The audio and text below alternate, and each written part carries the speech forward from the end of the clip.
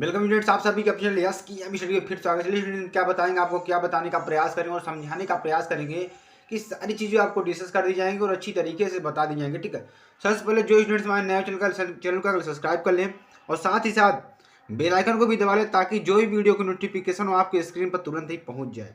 तो मेरे प्यारे स्टूडेंट्स, आपको क्या करना है, ज़्यादा चैनल को शेयर करना है, लाइक करना और कमेंट करना है। और मेरे प्यारे बच्चों, आपको क्या करना है, शुरू से लेकर लास्ट तक जुड़े रहना है ताकि सारी चीज़ें आपको क्लियर होती रहे।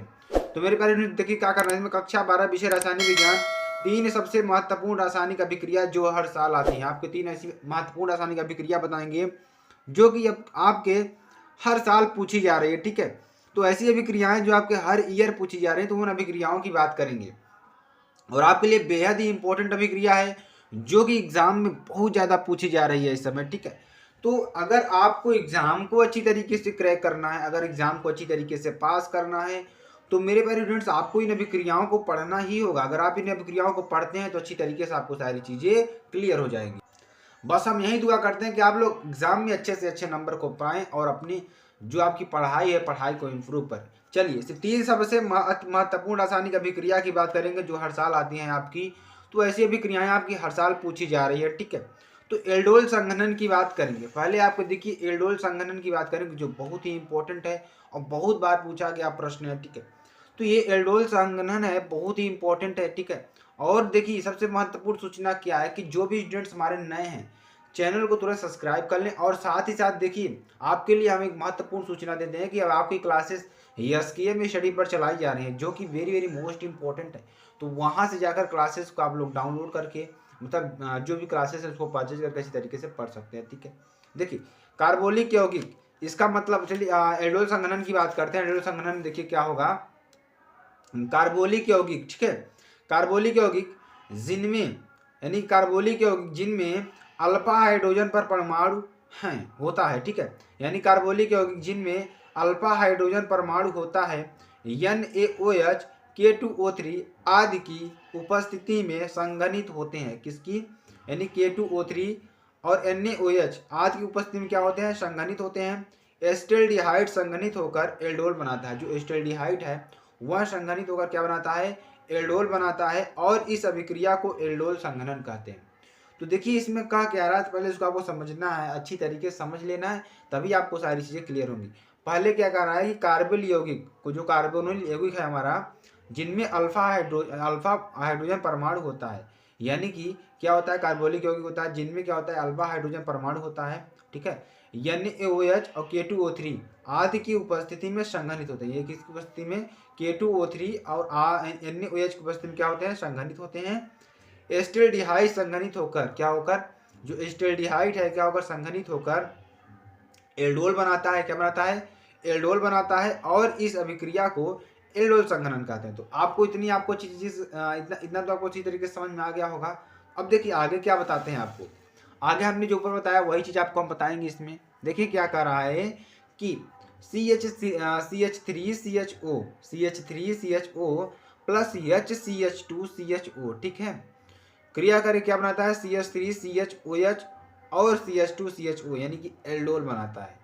तो ये आपके लिए बेहद इंपॉर्टेंट है। तो आपको अच्छी तरीके से समझ में आ गया हो। चलिए आगे आपको थोड़ा और बताते हैं और थोड़ा और समझाने का प्रयास करते हैं। अब देखिए, यह संघनन दो समान या भिन्न एल्डाइडो के अणुओं में, दो समान या भिन्न कीटोनों में तथा एक एल्डिहाइडो तथा एक कीटोन के मध्य हो सकता है। मतलब यहाँ पे आपको 2 बार हो गया तो इसको आपको काट लेना है।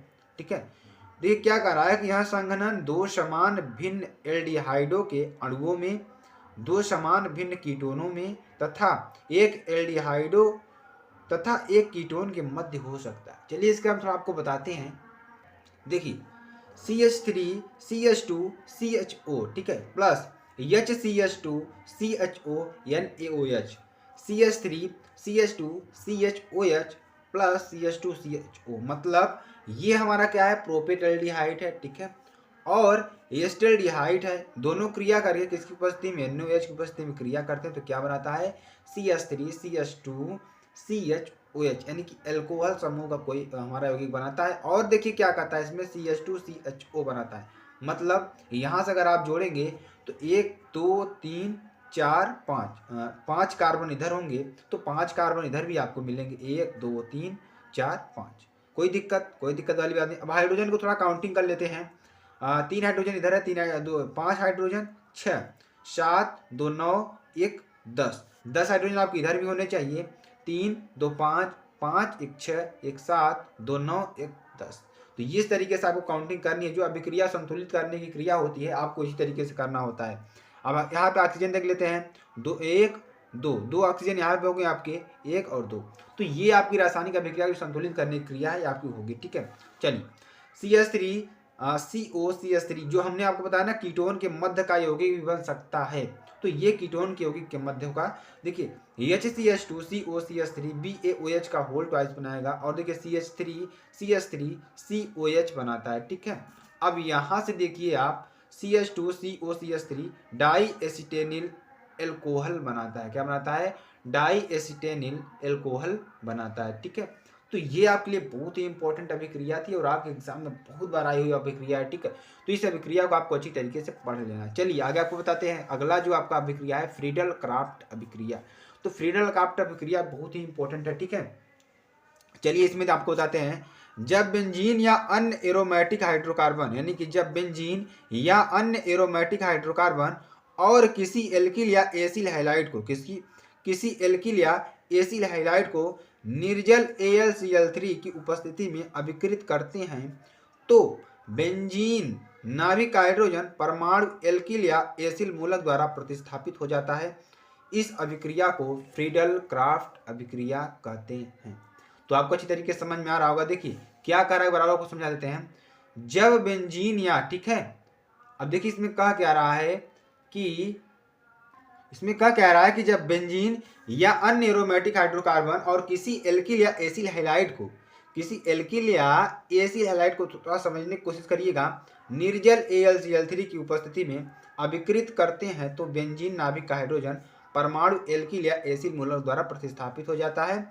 इस अभिक्रिया को फ्रीडल क्राफ्ट अभिक्रिया कहते हैं। चलिए इसको थोड़ा आपको समझाते हैं। आपको देखिए क्या कर रहा है, C6H6 प्लस CH3Cl निर्जल AlCl3 से क्रिया करके क्या बनाता है, टाइलून बनाता है।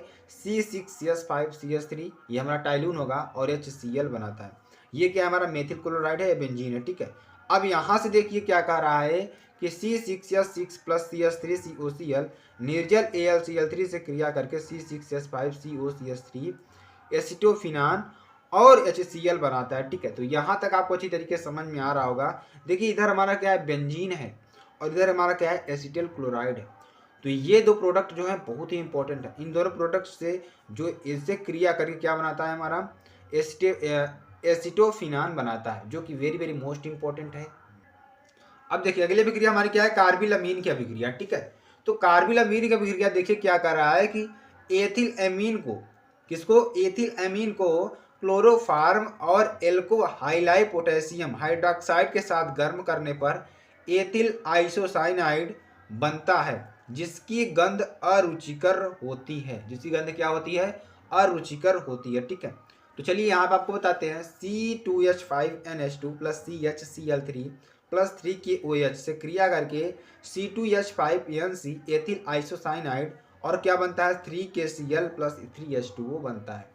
तो यह अभिक्रिया कार्बिल अमीन अभिक्रिया कहलाती है। जो यह अभिक्रिया होती है कार्बिल अमीन अभिक्रिया कहलाती है, जो आपके लिए बेहद ही इंपॉर्टेंट है। तो मेरे प्यारे स्टूडेंट्स आपके लिए देखिए जो अभिक्रियाएं हैं बहुत ही इंपॉर्टेंट है। तो इन अभिक्रियाओं के लिए आपको ज़्यादा से ज़्यादा क्या करना है, इसका रिवीजन करना। हमने कौन कौन सी अभिक्रिया बताई, बार फिर से आपको दोहरा देते हैं। हमने आपको तीसरा नंबर क्या बनाया, कार्बिल अमीन की अभिक्रिया बताई। उसके बाद आपको क्या बताया, उसके बाद हमने आपको फ्रीडल क्राफ्ट अभिक्रिया बताई, ठीक है। क्या बताई, फ्रीडल क्राफ्ट अभिक्रिया बताई। उसके बाद मैंने आपको एल्डोल संघनन के बारे में बताया, जो कि वेरी वेरी मोस्ट इंपॉर्टेंट अभिक्रियाएं हैं और आपके एग्जाम में आने वाली अभिक्रियाएं हैं। तो इन अभिक्रियाओं को पढ़ना और समझना आपके लिए बेहद ही इंपॉर्टेंट है। क्यों इंपॉर्टेंट है मेरे प्यारे स्टूडेंट्स, क्योंकि ऐसी अभिक्रियाएं बस थोड़ा सा आपको मेहनत करने की जरूरत होती है और याद करने की जरूरत होती है। इन अभिक्रियाओं को आप याद करके अच्छी तरीके से एग्जाम को अच्छी तरीके से वहाँ पर दे सकते हैं, क्योंकि बहुत ही इंपॉर्टेंट है। हमने आपके लिए जो भी इंपॉर्टेंट चीज़ें देखनी होती है वो इंपॉर्टेंट चीज़ें आपको हम बता देते हैं। तो मेरे प्यारे बच्चों, मेरे प्यारे स्टूडेंट्स, आपको जो भी लास्ट तक बने रहे उनका बहुत बहुत धन्यवाद। और ज़्यादा से ज़्यादा चैनल को आपको शेयर करना है, क्योंकि आपकी जिम्मेदारी है चैनल को शेयर करना, लाइक करना और कमेंट करना। तो मेरे प्यारे फ्रेंड, चलते फिर मिलते हैं नेक्स्ट वीडियो में। तब तक के लिए जय हिंद, जय भारत, और अच्छे से अपनी पढ़ाई को कंटिन्यू करिए।